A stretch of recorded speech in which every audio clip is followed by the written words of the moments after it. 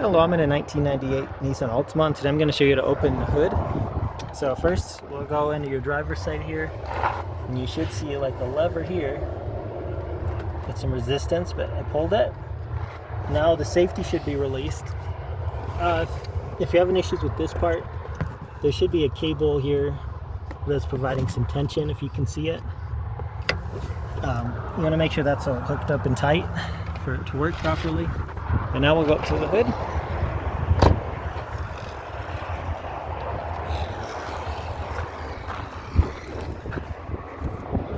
You should feel the hood is a little bit loose.